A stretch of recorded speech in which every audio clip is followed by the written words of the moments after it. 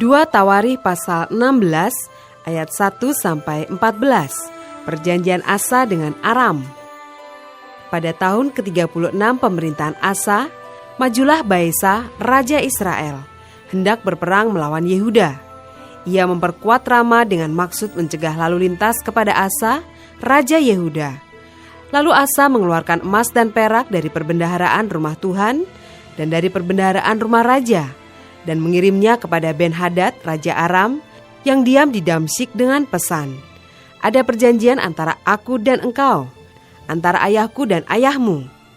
Ini, kukirim emas dan perak kepadamu. Marilah, batalkanlah perjanjianmu dengan Baesa, raja Israel, supaya ia undur daripadaku."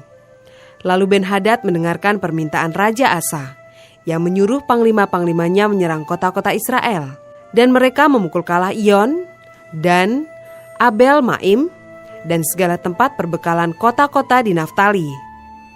Segera sesudah Baesa mendengar hal itu, ia berhenti memperkuat Rama. Ia menghentikan usahanya itu. Tetapi Raja Asa mengerahkan segenap orang Yehuda yang harus mengangkat batu dan kayu yang dipergunakan Baesa untuk memperkuat Rama itu. Ia mempergunakannya untuk memperkuat Geba dan Mispa. Pada waktu itu datanglah Hanani pelihat itu kepada Asa raja Yehuda. Katanya kepadanya, "Karena engkau bersandar kepada Raja Aram dan tidak bersandar kepada Tuhan Allahmu, oleh karena itu terluputlah tentara Raja Aram dari tanganmu. Bukankah tentara orang Etiopia dan Libya besar jumlahnya? Kereta dan orang berkudanya sangat banyak, namun Tuhan telah menyerahkan mereka ke dalam tanganmu, karena engkau bersandar kepadanya.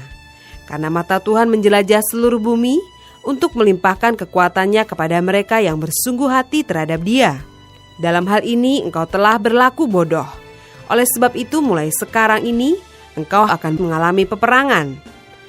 Maka sakit hatilah Asa karena perkataan pelihat itu, sehingga ia memasukkannya ke dalam penjara. Sebab memang ia sangat marah terhadap dia karena perkara itu. Pada waktu itu Asa menganiaya juga beberapa orang dari rakyat. Sesungguhnya riwayat Asa dari awal sampai akhir tertulis dalam kitab Raja-Raja Yehuda dan Israel. Pada tahun ke-39 pemerintahannya, Asa menderita sakit pada kakinya yang kemudian menjadi semakin parah. Namun dalam kesakitannya itu, ia tidak mencari pertolongan Tuhan, tetapi pertolongan tabib-tabib. Kemudian Asa mendapat perhentian bersama-sama nenek moyangnya. Ia mati pada tahun ke-41 pemerintahannya dan dikuburkan di kuburan yang telah digali baginya di kota Daud. Mereka membaringkannya di atas petiduran yang penuh dengan rempah-rempah dan segala macam rempah-rempah campuran yang dicampur menurut cara pencampur rempah-rempah, lalu menyalakan api yang sangat besar untuk menghormatinya.